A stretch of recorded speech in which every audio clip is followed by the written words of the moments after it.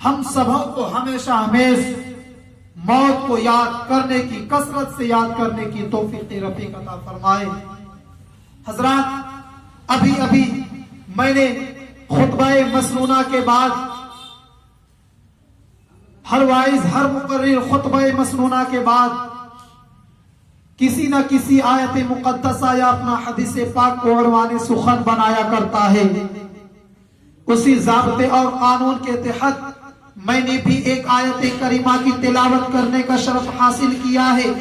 اللہ تبارک و تعالی قرآن مقدس میں ارشاد فرماتا ہے، الا ان اولیاء اللہ لا خوف علیہم ولا هم يحزنون۔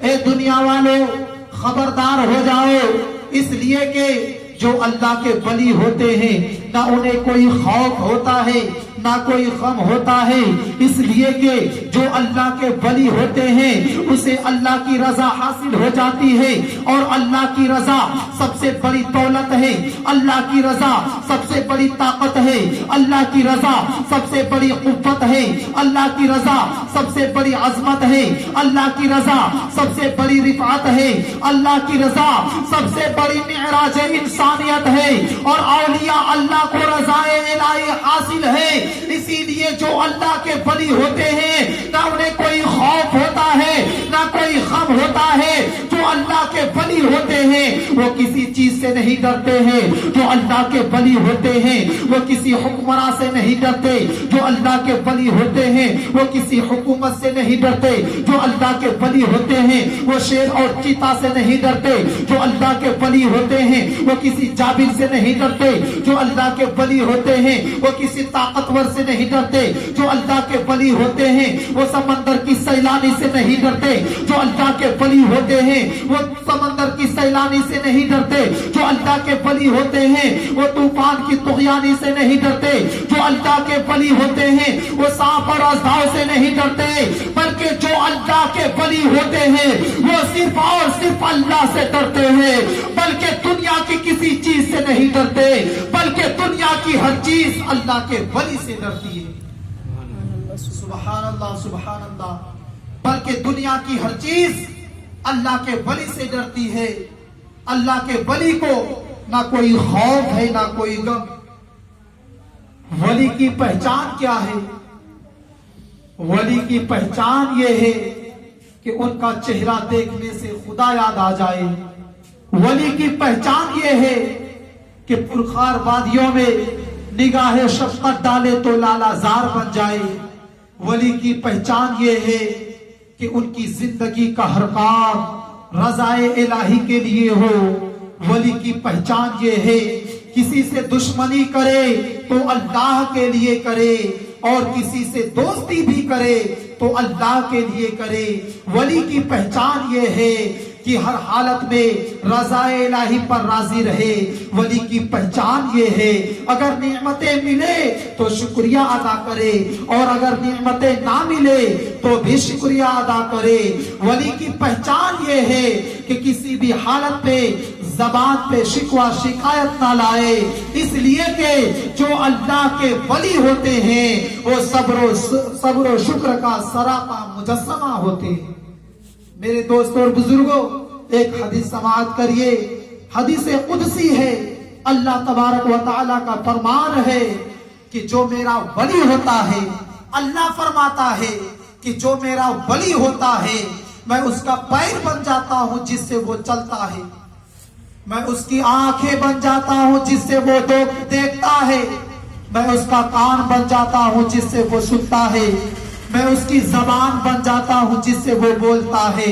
میرے دوستوں اور بزرگوں، برادران ملت اسلامیہ، اس حدیث مذکورہ سے معلوم ہوا کہ ولی کا چلنا حقیقت میں خدا کا چلنا ہے، ولی کا دیکھنا حقیقت میں خدا کا دیکھنا ہے، ولی کا سننا حقیقت میں خدا کا سننا ہے، ولی کا بولنا حقیقت میں خدا کا بولنا ہے۔ اس لیے کہ زبان تو ولی کی ہوتی ہے مگر وہ بات حقیقت میں خدا کی ہوتی ہے۔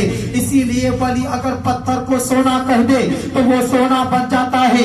ولی اگر دریا سے راستہ دینے کے بارے میں کہتا ہے تو وہ راستہ دے دیتا ہے. اس لیے کہ زبان تو ولی کی ہوتی ہے مگر وہ بات حقیقت میں خدا کی ہوتی ہے. اسی لیے اللہ تبارک و تعالیٰ نے اپنے اولیاء کرام کو اختیار عطا فرماتا ہے. ہر دور میں ولی کا ہونا بہت ضروری ہے, ہر شہر میں ولی کا ہونا بہت ضروری ہے, ہر ملک میں ولی کا ہونا بہت ضروری ہے. جس کے ماتحت اس شہر کا نظام چلتا ہے, جس کے وجود کے سبب اللہ تبارک و تعالیٰ آنے والی آفات کو دور فرماتا ہے, جس کے وسیلے سے اللہ تبارک و تعالیٰ دعائیں قبول کرتا ہے, جس کے وسیلے سے نامرادوں کو مرادیں ملتی ہے, جس کے وسیلے سے انسان کا ایمان محفوظ ہو جاتا ہے. اور دنیا سے برا جا ختم کرنے کے لیے اللہ تبارک و تعالیٰ ولیوں کو بھیجتا ہے جو تلواروں سے نہیں بلکہ چشم بصیرت سے تبلیغ کرتے ہیں اور دنیا والوں کو راہ راست پر لاتے ہیں. سبحان اللہ سبحان اللہ. جو اللہ کے ولی ہوتے ہیں وہ تلواروں سے نہیں بلکہ نظروں سے تبلیغ کرتے ہیں. کوئی عالم دین سال ہا سال تک وہ تبلیغ نہیں کر سکتا جو عالم دین آنے واحد میں کرتے ہیں. میرے دوستوں اور بزرگوں, اب آئیے دو تین بات حضور سرکار غوث اعظم رضی اللہ تعالیٰ عنہ کی شان میں سماعت کرے, ان کی حالات زندگی سماعت کرے, ان کی تعلیمات کو سماعت کرے اور اپنے دل میں عمل کرنے کا جذبہ پیدا کرے.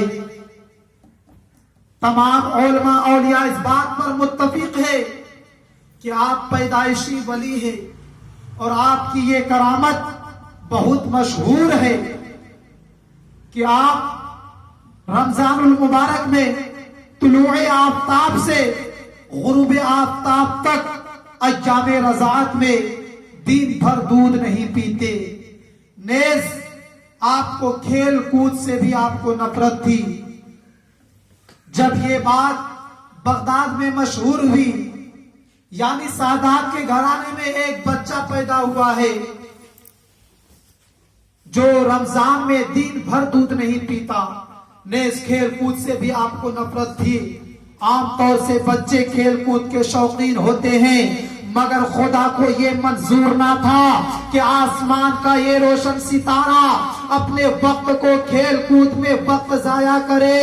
حضور سرکار غوث پاک فرماتے ہیں کہ جب بھی میں بچوں کے ساتھ کھیلنے کا ارادہ کرتا تو کوئی کہنے والا مجھ سے کہتا, اے برکت والے میری طرف آ جا, اے رحمت والے میری طرف آ جا. سبحان اللہ. میرے دوستوں اور بزرگوں, کچھ لوگوں نے ایک مرتبہ سرکار غوث پاک رضی اللہ تعالی عنہ سے سوال کیا, پوچھا کہ حضور آپ کو ولایت کا علم کب ہوا؟ تو سرکار غوث پاک رضی اللہ تعالی عنہ نے فرمایا کہ 10 برس کی عمر میں جب میں مکتب میں پڑھنے کے لیے جاتا تو ایک غیبی آواز آیا کرتی تھی جس کو تمام اہل مکتب سنا کرتے تھے, افصح الولی اللہ, یعنی اللہ کے ولی کی جگہ کشادہ کرو. سبحان اللہ سبحان اللہ. یہ ہے سرکار غوث پاک رضی اللہ تعالی عنہ کی شان. ایک مرتبہ رمضان میں آپ کو فردن فردہ 71 آدمیوں نے آپ کو افطار کی دعوت دی بغیر اس کے کہ کسی دوسرے کو علم ہوتا. آپ حضور سے برکتیں حاصل ہو, آپ حضور سے نعمتیں حاصل ہو, بغیر اس کے کہ کسی دوسرے کو علم ہوتا. سرکار بغداد نے سب کی دعوت قبول فرما لی اور سب کے گھر تشریف لے گئے اور آنے واحد میں سب کے گھر جا کر افطار فرمایا. جب یہ خبر بغداد میں مشہور ہوئی, جب یہ خبر بغداد میں وائرل ہوئی تو انہی خادموں میں سے ایک خادم کے دل میں خیال آیا کہ آج سرکار غوث پاک رضی اللہ تعالی عنہ مدرسہ سے کہیں گئے ہی نہیں تھے تو کیسے اس کا تصور کیا جائے کہ سرکار غوث پاک سب کے گھر گئے اور آنے واحد میں سب کے گھر جا کر افطار فرمائے ہو. اللہ اللہ. سرکار غوث پاک اس کے طرف متوجہ ہوئے اور فرمایا کہ وہ سب سچے ہیں, میں نے سب کی دعوت قبول کی اور سب सबके घरों में जाकर हाजिर होकर खाना खाया। सुभान अल्लाह, सुभान अल्लाह। मेरे दोस्तों और बुजुर्गों, मैं आपको इससे ये बताना ये चाहता हूँ, आपको बताना ये चाहता हूँ कि जब सरकार बगदाद रज़ी अल्लाह ताला अन्हो वक्त वाहिद में 71 जगह हर एक मुरीद के घर पहुंच सकते हैं, तो मेरे जद्दे करीब राहत क़ल्ब सीना अंबिया के ताजदार, रसूलों के इमाम, इमामुल अंबिया जनाब सैयदुल मुरसलीन जनाब अहमद मुज्तबा मोहम्मद मुस्तफा सल्लल्लाहु ताला अलैहि वसल्लम वक्त वाहिद में मुख्तलिफ जगह पहुंचकर अपनी उम्मत की तादरसी फरमाए, तो इसमें क्या ताज्जुब की बात है। सुभान अल्लाह, सुभान अल्लाह। मेरे दोस्तों और बुजुर्गों, सरकार गौसे पाक की शान में ये भी हदीस समाअत करे, ये भी बयान समाअत करे, उसके बाद मैं आपसे रुखसत हो जाऊंगा। एक रोज सरकार गौसे पाक मिंबर पर तशरीफ फरमा होकर वाज फरमा रहे थे। अचानक सबसे नीची वाली सीढ़ी पर उतर जाते हैं, उतर कर मुअद्दब के साथ खड़े हो जाते हैं। फिर थोड़ी देर के बाद मिंबर पर तशरीफ फरमा होकर वाज फरमाने लगते हैं, बयान देने लगते हैं, खुतबा देने लगते हैं। बाज़ हाज़रीन ने देखा, इस कैफियत के बारे में पूछा, तो सरकार गौसे पाक रज़ी अल्लाह ताला अन्हो ने फरमाया कि मेरे जद्दे करीब सल्लल्लाहु ताला अलैहि वसल्लम तशरीफ लाए और मिंबर पर तशरीफ फरमा हो गए। सुभान अल्लाह, सुभान अल्लाह।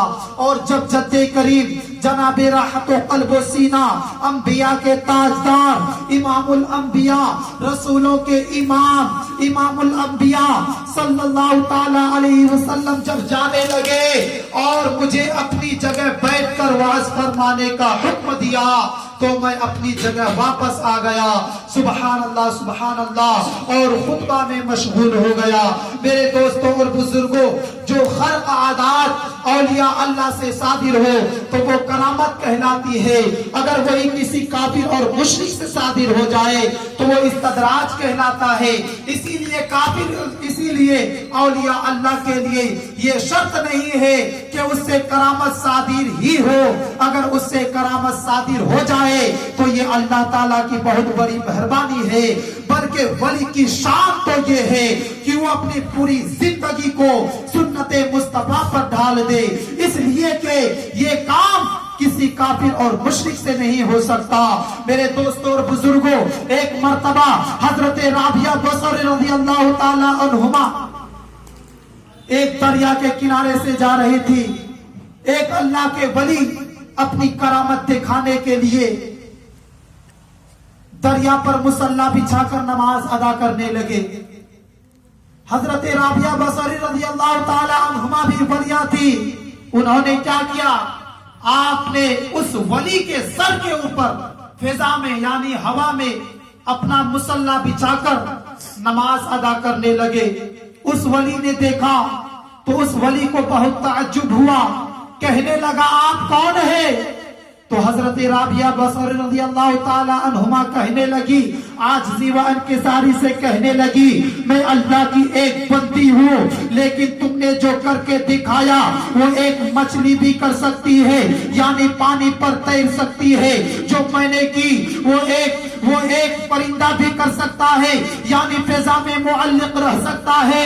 हमको ऐसा काम करना चाहिए जो ना मछली कर सके, ना परिंदा कर सके, ना दरिंदा कर सके। वो है सुन्नते रसूल पर अपनी जिंदगी गुजारना और दुनिया वालों को राह रास्त पर लाना। इसलिए कि मछली सुन्नते रसूल पर नहीं चल सकती, चरिंदे सुन्नते रसूल पर नहीं चल सकते, परिंदे सुन्नते रसूल पर नहीं चल सकते। लिहाजा सुन्नते रसूल पर ही चलना ये सबसे बड़ी मिअराज इंसानियत है।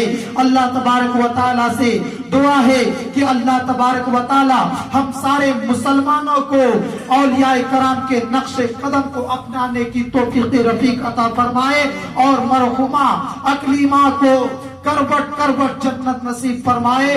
औलियाए कराम के वसीले से उनके सगायर कबाइर गुनाहों को माफ फरमाकर